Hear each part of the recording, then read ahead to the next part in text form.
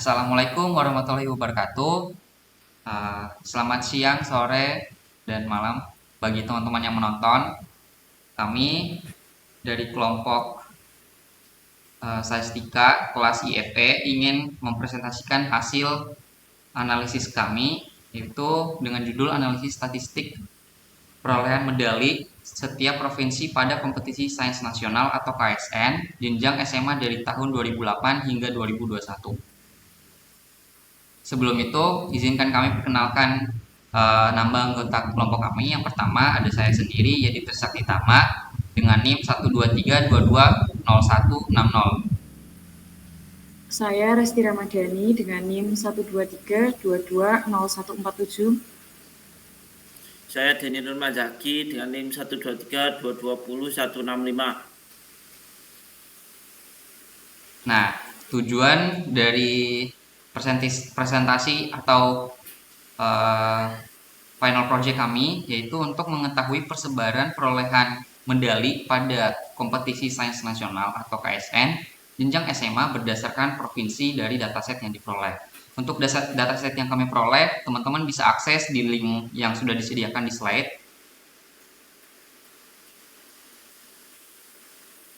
Nah, untuk KSN sendiri, apa sih KSN itu? KSN adalah ajang kompetensi sains nasional bagi pelajar SD, SMP, dan SMA di seluruh wilayah Indonesia yang diselenggarakan oleh Pusat Prestasi Nasional. Pada presentasi kali ini terdapat 6 poin pembahasan. Yang pertama data graph, yang kedua analisis deskriptif, 3 sampling distribution, keempat confidence interval, yang kelima hipotesis testing, dan yang keenam correlation dan regression.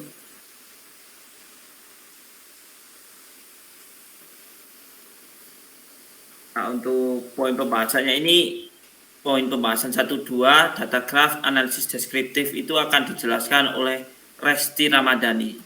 Mungkin silakan Resti untuk menjelaskan. Ya, baik, terima kasih. Di slide ini terdapat grafik perolehan medali berdasarkan provinsi. Perolehan medali itu terdiri dari medali emas, medali perak, dan medali perunggu. Next. Apa sih analisis deskriptif itu? Analisis deskriptif merupakan analisis yang paling mendasar untuk menggambarkan keadaan data secara umum. Analisis deskriptif ini meliputi beberapa hal, yakni distribusi frekuensi, pengukuran tendensi pusat, dan pengukuran variabilitas menurut Wiono 2001. Bagian dari measures of central tendency ada 3, yakni mean, modus, dan median, sedangkan untuk measures of variability ada 3, yakni range, standard deviation, and variance. Oke. Untuk mean sendiri, mean itu artinya rata-rata. Bisa juga diartikan sebagai ukuran statistik yang digunakan untuk menggambarkan nilai pusat suatu himpunan data.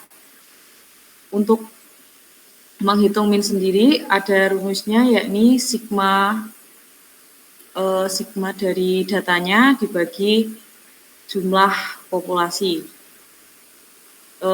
Dari data kita sendiri, mean dari data total perolehan medali seluruh provinsi dari tahun 2008 sampai 2021 sebesar 117,483871. Next. Yang kedua ada median. Median merupakan ukuran statistik yang digunakan untuk menunjukkan nilai tengah suatu data yang sudah diurutkan dari terkecil ke terbesar. Langsung. Dari data yang kita punya, median perolehan medali adalah 44. Yang ketiga ada modus. Modus merupakan ukuran statistik yang menggambarkan nilai yang paling sering muncul atau frekuensinya terbanyak. Dari data kita, provinsi dengan perolehan medali KSN terbanyak di Indonesia dari tahun 2008 hingga 2021 adalah DKI Jakarta dengan perolehan medali sebesar 685 medali.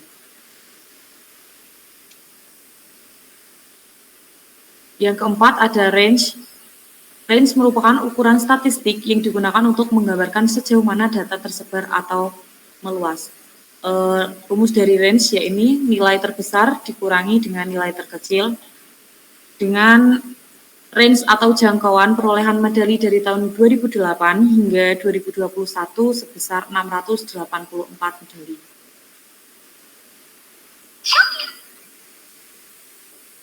Yang kelima ada varians. Apa sih varians itu? Varians merupakan ukuran statistik yang mengukur sebaran atau dispersi dari sekumpulan suatu data. Untuk varian sendiri memberikan ukuran sejauh mana titik-titik data individual berbeda dari rata-rata data atau mean. Varians dari data set kita sebesar 30.694,63684.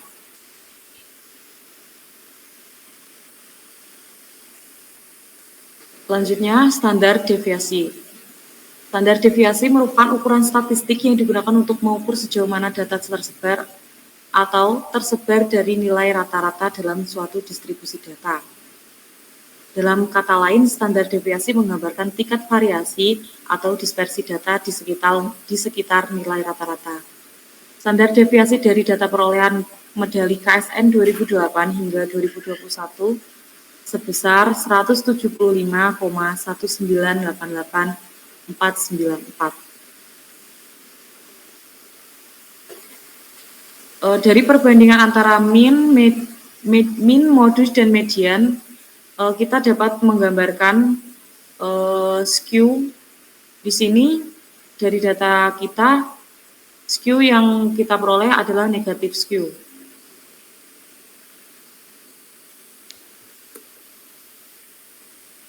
Selanjutnya akan dijelaskan untuk sampling distribution akan dijelaskan oleh Bang Yedi. Nah, silakan Bang Yedi. Terima kasih untuk Saudara Denny. Jadi sampling distribution sendiri itu adalah distribusi probabilitas dari suatu statistik yang dihitung dari sampel-sampel acak yang diambil dari populasi yang sama. Nah, di sini misalkan ada seorang yang melakukan simulasi pengambilan sampel secara acak berukuran 2. Jadi ukuran sampelnya ukuran 2 dari suatu data populasi provinsi yang berjumlah 31. Jadi data populasinya atau yang besar sama dengan 31.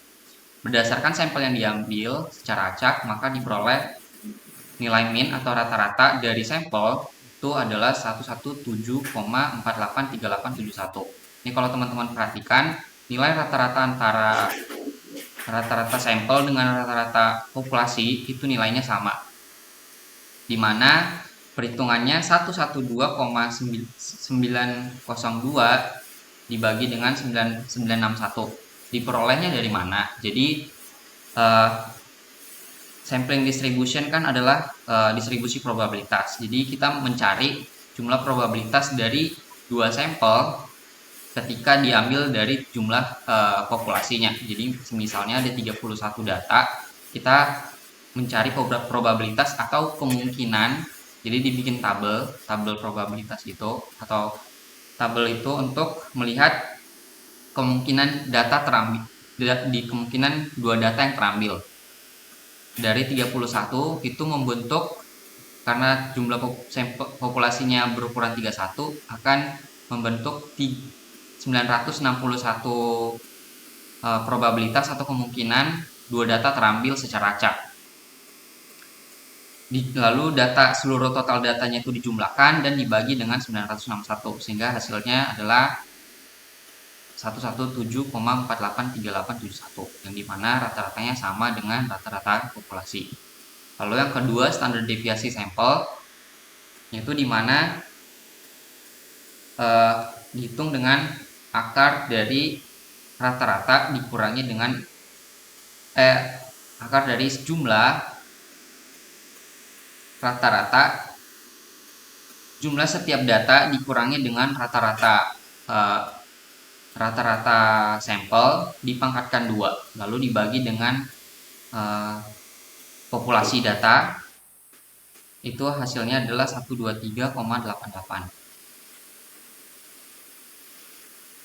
Nah, berdasarkan standar deviasi yang diperoleh, kita bisa gambarkan kurvanya, di mana kurva standar deviasi dari sampel ternyata grafiknya sedikit punya kemiripan dengan standar deviasi dari populasi, sehingga bisa dikatakan bahwa sampel yang kita ambil ini berarti datanya adalah distribusi normal. Kesimpulannya, rata-rata populasi atau mu sama dengan rata-rata sampel atau mu x, sehingga rata-rata sampel mampu menduga rata-rata populasi. Nah, oke.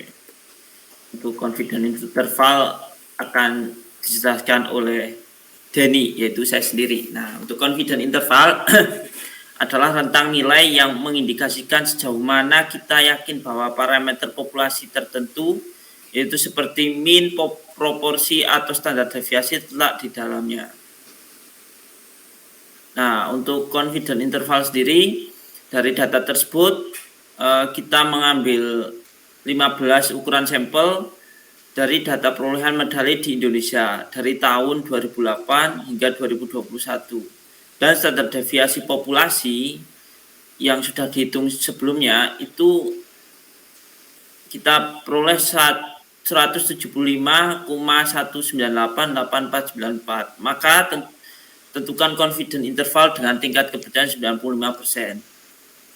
Nah, diketahui confidence intervalnya itu 95%, maka kita dapat peroleh nilai alfanya itu 5%, yang dapat diubah dengan desimal, yaitu 0,05. Lalu untuk mencari nilai Z, itu kita cari nilai alfa bagi 2. Nah, kita Z-nya kita peroleh nilai Z 0,025 sama dengan nilai Z-nya itu 1,96. Dengan standar deviasi ya sudah diketahui sebelumnya ya. Nah, dari 15 data itu seperti ini di dalam tabel. Nah, maka berdasarkan nilai tersebut kita dapat menghitung confidence interval. Confidence interval itu dapat dihitung dari mana? Nah, kita dapat hitung dengan X bar ditambah dan dikurang Z dikali, nah ini margin of error namanya. Nah, diperoleh hasil confidence interval itu mu lebih dari 74,397, mu kurang dari 251,7253. Nah, lanjut.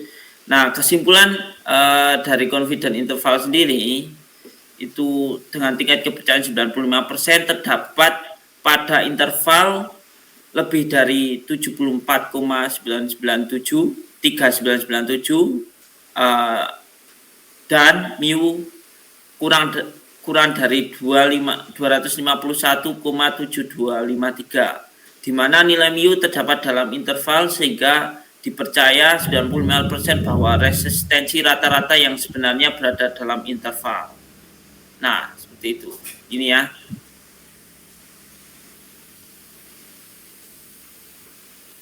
Nah, untuk hipotesis testing akan dijelaskan oleh Bang Yedit. Oke. Sebelumnya, hipotesis testing adalah proses statistik yang digunakan untuk menguji kebenaran atau hipotesis atau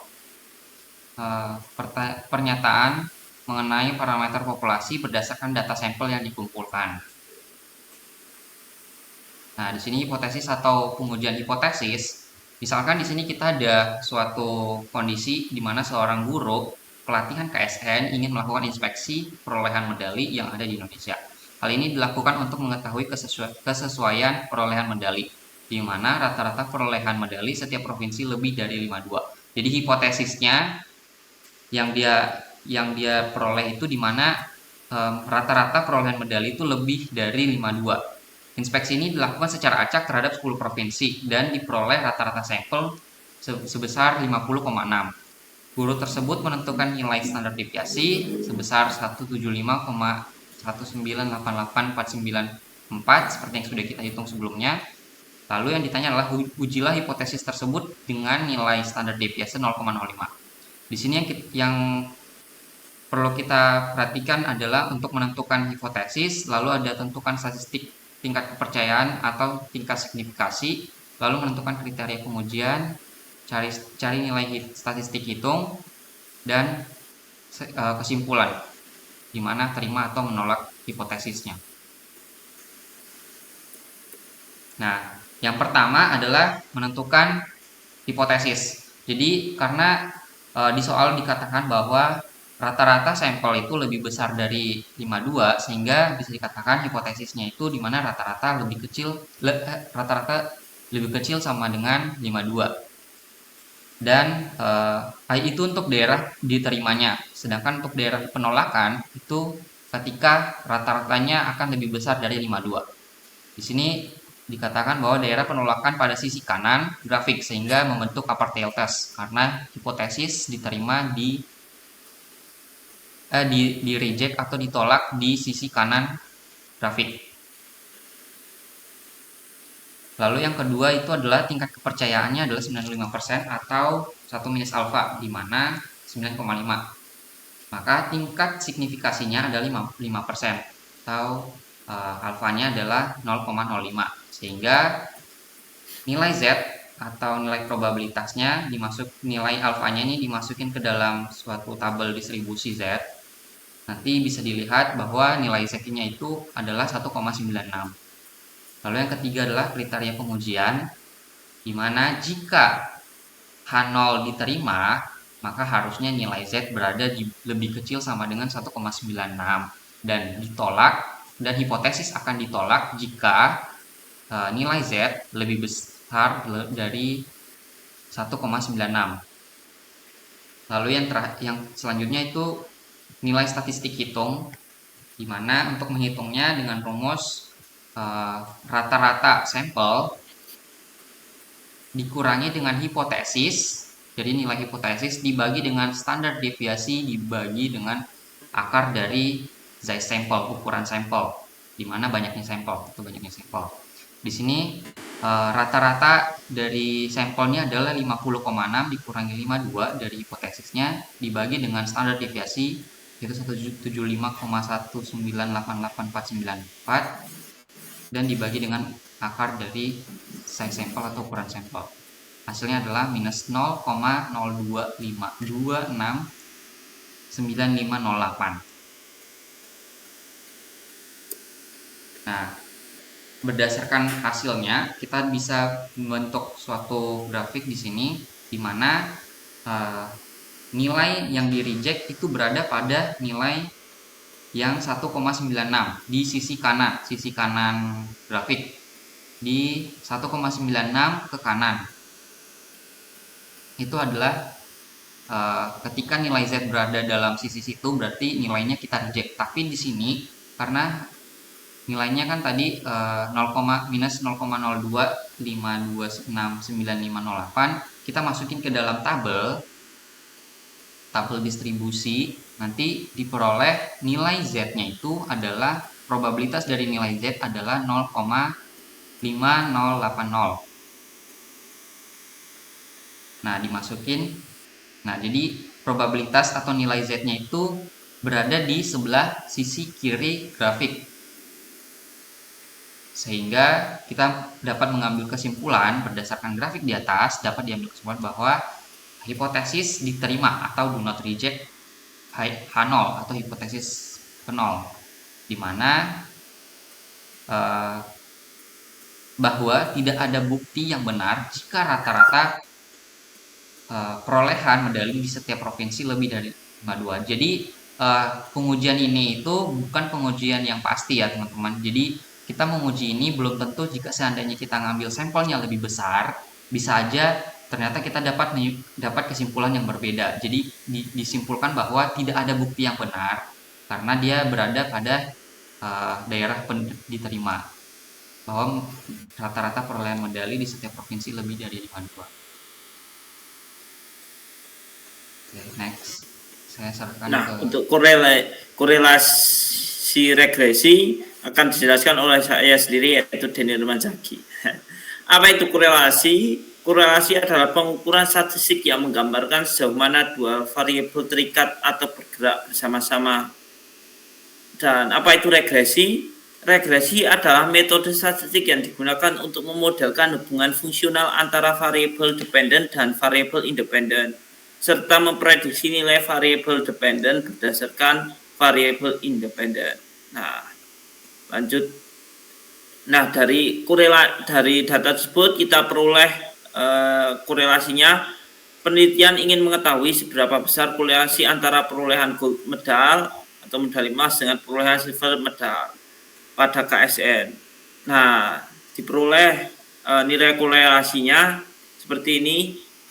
Interpretasinya atau artinya besar hubungan keeratan antara perolehan gold medal dan banyaknya silver medal yang diperoleh dengan korelasi sebesar 0,976632.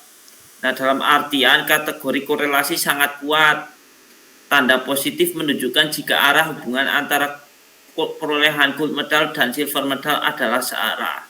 Semakin banyak gold medal yang diperoleh, maka semakin banyak juga silver medal yang diperoleh. Nah, lanjut untuk regresi dari data tersebut. Sebelumnya kita definisikan apa yang kita hitung. Seorang peneliti ingin melihat hubungan regresi untuk melihat hubungan fungsional antara perolehan gold medal dengan perolehan silver medal, dengan artian apakah ada pengaruh perolehan gold medal terhadap silver medal. Nah, kita taruh bahwa gold medal itu sebagai X, yaitu apakah ada pengaruh perolehan gold medal terhadap sebagai variabel dependen, sedangkan variabel independennya itu Y, yaitu silver total atau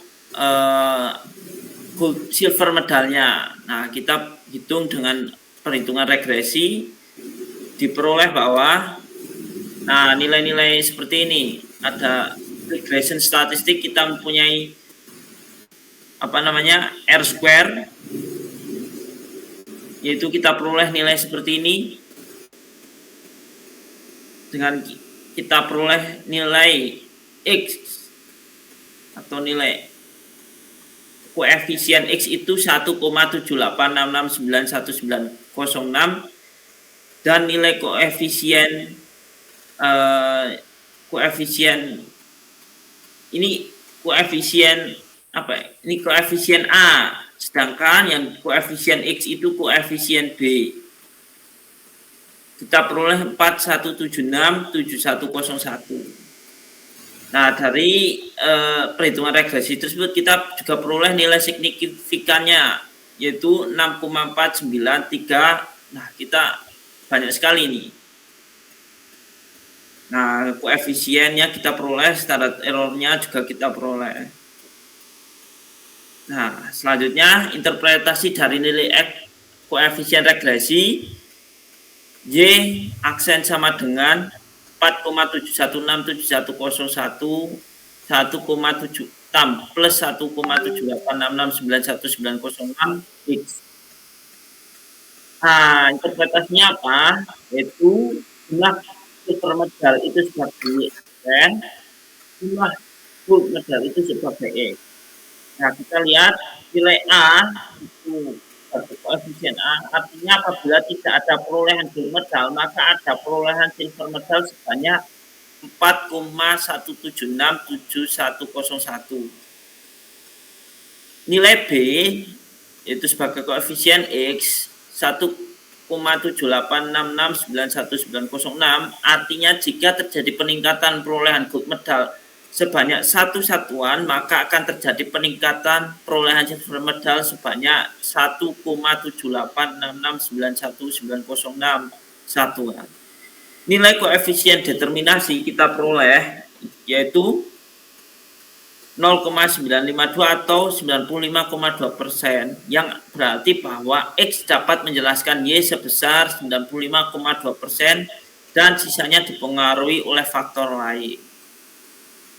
Nah, sekian mungkin saya serahkan kepada Bang Yedit. Oke, mungkin cukup sekian presentasi dari kelompok kami. Apabila teman-teman ada pertanyaan, boleh silakan bertanya di dalam kolom komentar. Ya, cukup sekian. Demikian Ya, terima kami tutup. Bila taufik walhidayah. Wassalamualaikum warahmatullahi wabarakatuh. kasih. Oke.